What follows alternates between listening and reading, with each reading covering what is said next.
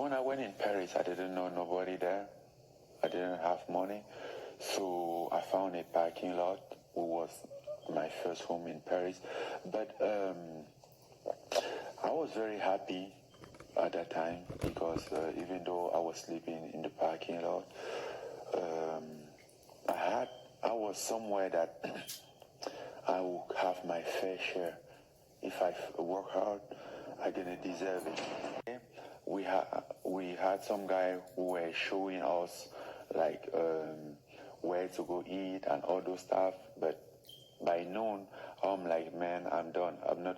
I didn't come here to eat or I come here for a purpose, and I'm gonna go look for it.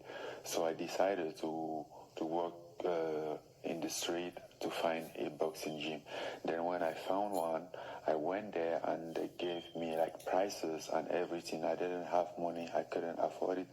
Then I told this receptionist lady that I asked her if I can talk to the boxing coach. I told him like, listen man, I just came here, I don't have money, I don't have nothing, but the only thing that I want is some place to keep training because I'm going to become a world champion. And he said he's going to talk to the main coach and call me back. And 3 days after, he called me back and said the main coach agreed that I can come train with them. So that's how I went there for the first time to train. So it was very funny because I didn't have nothing, not even mouthpiece, no wrap to wrap my hand, no gloves. I had one shoes that I walk in the street with and gonna train with. But you know, the guy named Didier Camon, he gave me a glove and some clothes and stuff like that. It was even a perfume, who was very nice. Yeah. And obviously, when I went there for like 2 weeks period, they were very impressed, and that's when he told me about MMA, because boxing is not like easy, but MMA is gonna be like my faster income. And now I'm like, what is MMA? He started to explain me his martial art. I'm like, yes, but what is that? He has to explain me everything about it. Then I remember that I have seen it maybe on TV, but wasn't even interested about it. He kept telling me like, you have a skill, you have a potential, you should try, at least try. And one day, for some reason, I found myself in a MMA gym, and I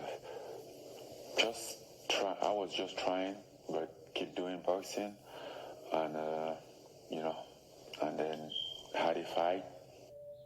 My curiosity made me accept the fight until then another one. At some point, I start get a little pay, little bit of money, who was very welcome at that time because I didn't have nothing, I didn't have a job. So, but never get interested, never get focused on it. Like, okay, let's do this and become a UFC fighter or whatever. People were telling me about UFC and how I can become a UFC champion. I wasn't even interested about that. Then 2 years after, I found myself like with a UFC contract. Then I'm like, okay, let's do it. America the first time, I had somebody in the airport with my name waiting for me, taking my suitcases, brought me to the car, to the big Cadillac SUV, opened the door, then I'm like, yeah, I made it. You know, it was really cool. I fought Andrea Arlovski in Denver, January 2017, and that's when I feel like the UFC is behind. I mean, they told me, they said, okay, you're proving yourself as a guy that deserves his place in the UFC book, so we are together, we have your back. Yes, guys, we all heard from the champion himself. Yes, Francis Ngannou, the heavyweight champion, world champion of the world. Yes, we heard his story from France. But how did he get to France? That's where we have to talk about the Francis Ngannou story. Yes, he was born in Batie, in the western region of the Republic of Cameroon. Her parents got divorced when he was only 6 years old. And at 10 years old, he started working in a sand mine. That's where we exploit sand. Yes, because he lacked fun. He lives in poverty and had little education, formal education when he was growing up. And his dream while working on the sand mines was to buy a truck. Yes, a truck. That's, yes, a big truck that he will use in doing his business to carry and transport the sand. So his plan was to learn driving. Yes, because he said that his big brother was a driver and a mechanic. So he was looking for money to buy a truck so that he should use it for the business to support his family. Yes, that's how he was trying to do stuff. So at the age of 22, he began his training in boxing. And despite the initial reluctance of his family, he stopped for a moment, also due to illness. He was sick, so he stopped doing boxing. So at the age of 26, he decided to leave Cameroon to pursue his dream.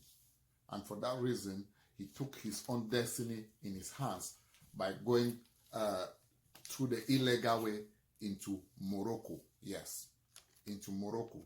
He said that when he arrived in Morocco, he was living in the woods. Yes, he was living in the wood in Morocco. All what he got on him was his clothes. That's what he got. So after spending almost a year in Morocco, yes, he get into the sea illegally and he arrived Spain. Yes, he arrived Spain. He arrived Spain.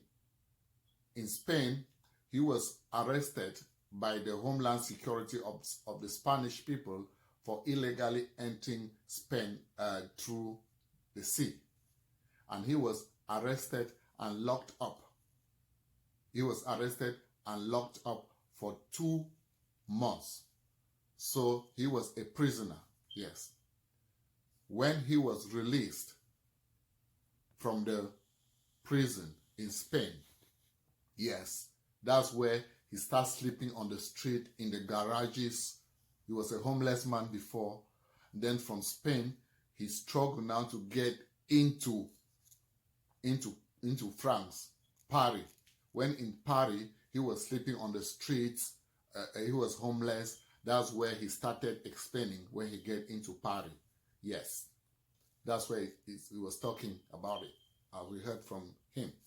And also, I have some exact words of Francis Ngannou that he said. These are his words. I had nothing by then but a dream and a faith of pursuing it.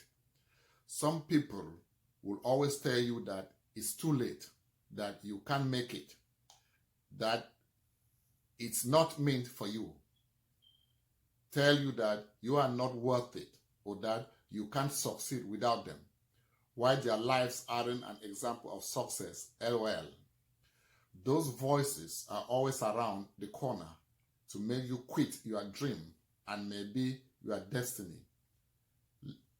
It's up to you and only you if you let them get to your mind, but you can only reject or ignore the negatives around you and make it in your own way.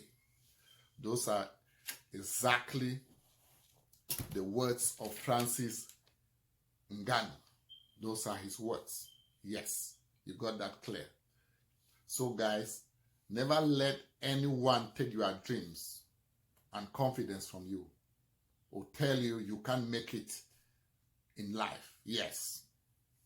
So Francis Ngannou has been in this journey for a long time, but we didn't know about him. Yes, we didn't know about him. And his story continues. So when he was in when he was in France, as he said, he joined the boxing group, the MAA, the MMA, and with time he got into the UFC. And his first fight was in Orlando, Florida. Yes, that was his first fight in 2015. That he said that he gave a knockout punch. Yes, that was when they started noticing him. Yes, that's the first time he get noticed. That all his dream was to get into the United States of America. That was his dream. Yes. And also in Africa, he opened a gym, yes, in Cameroon to train the young ones in order to develop in boxing. And these are his words, exactly his words, why the reason he opened the gym in Africa. Okay, let's read it loud and clear. This is what he said. I want to help my family, first of course, but then I want to give opportunity to children in my country like me who had a dream to become a doctor or something. If I reach my dream, it will give me the opportunity to help those in my country who have their own dreams and nothing else to fulfill them. I want to give some opportunity for children like me who dream of these sports and don't have an opportunity like me. The last time I was in Cameroon, I brought a lot of materials for boxing and MMA to open a gym. Now, I just bought a big space to start the gym as well. A lot of children now in Cameroon, because of me, they have a dream. They say, I will be a champion in MMA. I will do boxing like Francis because they saw me when I was young. I didn't have anything. I didn't have any opportunity. And today, they see me and they are dreaming. They are thinking that something is possible, even when they are so poor. Something is possible in life. It's not easy. It's so hard, but it's possible. Yes. Those are exactly the words of Francis Ngannou. Yes. And you can see from the picture, that is the place that he opened. He called it the Francis Ngannou Foundation. Yes. And you see the picture attached, you see young kids there that they are growing up. Young kids. Yes. Those are his words. Francis Ngannou. So it doesn't matter where you come from. Yes. If you were born poor, or your parents were poor, it doesn't mean that you are a failure. Yes. If you were born poor, or your family was poor, and if you die poor, it's your fault. Yes. Because you have the ability to excel in life. Yes. That's it. So in Africa, what we need in Africa right now is we need infrastructure and sport equipment for our youth in Africa. Yes, in Africa we got the talent. There's raw, untapped talent in Africa, but we cannot exploit them because we lack the resources. Yes. You see that he was totally on his own. Nobody knows about him, but now he's a hero in Africa. Now the flag of Cameroon and Africa as a continent is up because of Francis Ngannou. Yes. There's a lot of talent in Africa, but we lack the equipment and the infrastructure and the willpower to exploit it. Very raw talent. And if the talent that we have in Africa is given to America, America is the world power, or European countries in sports. It's not because they have the talent. It's because they have the resources and the material and the infrastructure to train the youth to grow. But in Africa, we lack all those infrastructure. Yes, we lack all those. So let the government in Africa give our youth the opportunity to follow their dreams, to show their talent. Yes. Africa, the problem we have in Africa is about bad leaders. The leaders we have in Africa, We have bad leaders and very bad institutions in Africa. Yes. Yes. Until we solve that problem, we Africa will never excel in anything. We cannot excel in Africa. Yes. As Professor Pro Lumumba, he said that we need a magnification of Africa. And he was referring to the late Tanzanian president. Yes, because what he took in 6 years, he did in 6 years in Tanzania. Most African leaders that have been in power for more than 30 years, they didn't do that. But he took 6 years to do all that. So in Africa, we need good leaders. Yes, yes. Africa for example, Africa have a lot of natural resources, but they are the poorest continent in the world. Yes. For example, they say that France is the world producer of timber. But when you go to France, you will not see a single forest in France. Yes. That's what we have to do. Africa needs to wake up. We need to wake up and do better. Yes. Francis Ngannou is the man that would let us know that the world, if you have your talent, you can succeed in life. You just need to put more effort and move on. Yes. And these are his final words after he got his title, the belt. These are his words. He said, "Finally, I got a hold of the belt, and this is going to be for a while. This right here is more than a belt, but a symbol of hope and dedication. It shows how far you can go if you believe in you, and doesn't matter how far behind you are. Doesn't matter how many obstacles you meet along the road, and believe me, they can be countless. You can overcome them and reach your goals, because the only limit that you have is you and nothing else.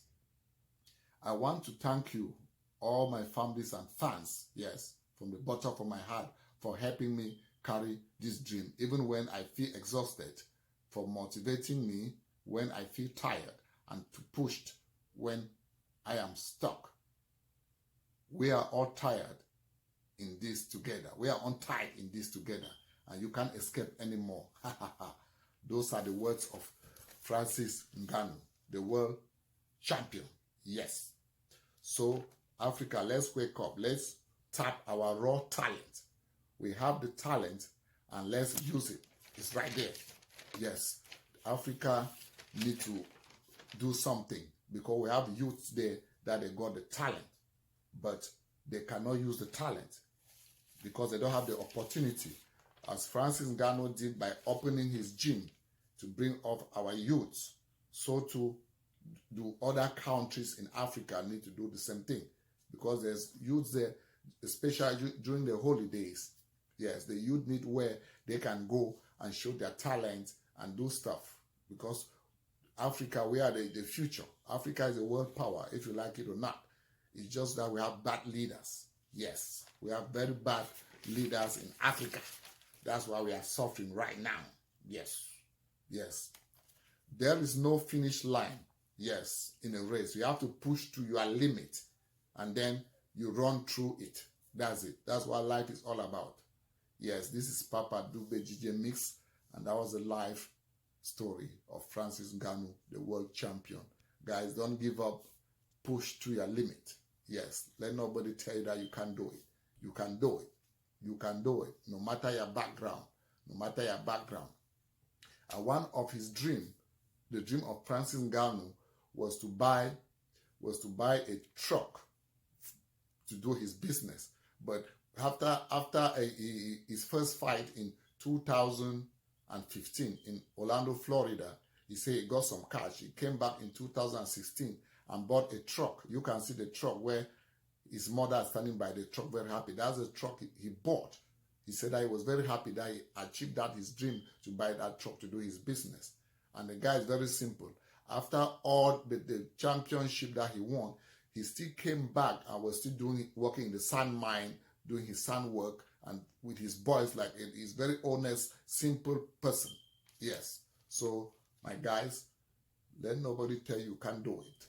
Push to the limit, and nobody tell you you can succeed in life. Yes, this is Papa Dube Mix, the messenger. Don't kill the messenger. Thank you.